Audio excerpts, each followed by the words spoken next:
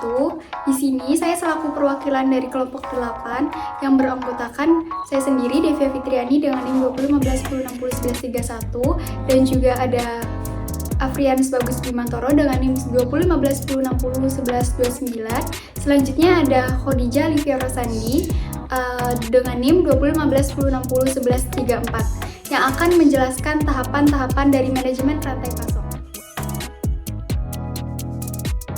Yang pertama yaitu tahapan usaha tani yang merupakan tahapan di mana kegiatan untuk menghasilkan produk primer suatu komoditas pertanian.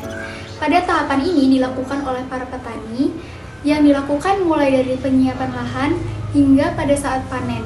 Kemudian hasil panen berupa bahan mentah, komoditas pertanian akan dijual kepada saluran selanjutnya.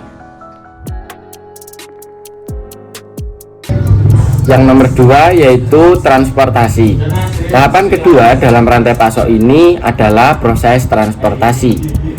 Proses transportasi merupakan tahapan dalam penyaluran barang atau komoditas pertanian dalam pergerakan produk.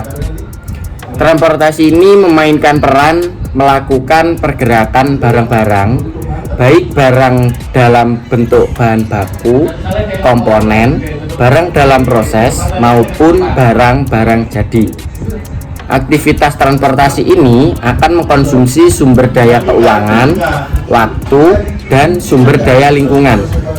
Pada proses transportasi ini membutuhkan sumber daya keuangan karena penggunaan tenaga sopir, driver atau labor, konsumsi bahan bakar minyak atau fuel, pemeliharaan kendaraan, modal yang diinvestasikan dalam kendaraan, serta peralatan dan kegiatan administrasi.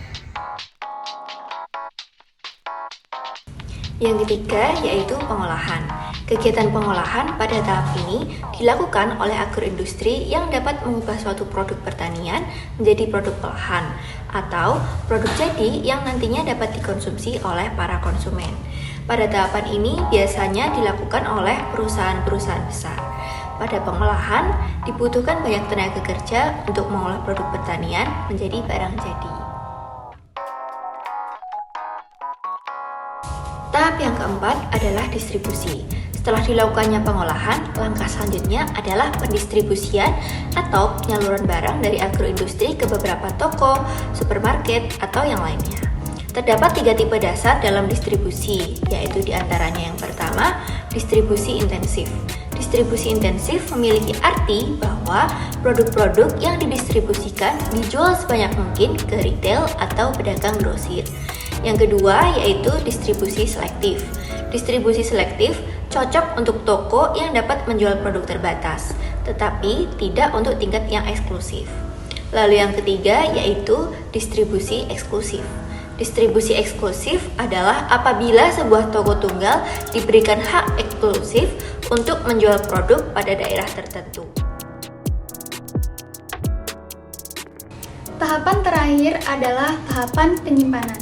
Setelah didistribusikan ke beberapa pihak, maka langkah terakhir sebelum memasuki ke konsumen adalah penyimpanan dengan tujuan agar produk tersebut itu masih tetap fresh atau masih layak sampai ke tangan konsumen untuk dikonsumsi. Tujuan selanjutnya adalah menghambat kerusakan, mempertahankan mutu, mengurangi perubahan kimia baik fisik maupun non-fisik dan fisiologis yang tidak diharapkan.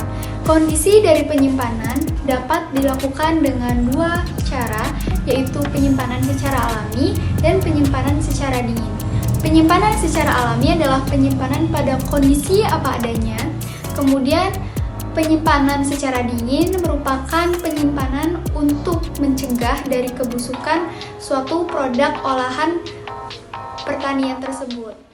Nah, ini merupakan beberapa tahapan dalam manajemen rantai pasok pada agribisnis. Bagaimana? Sangat informatif bukan? Mungkin ini dari kelompok kami. Kurang lebihnya mohon maaf. Wassalamualaikum warahmatullahi wabarakatuh.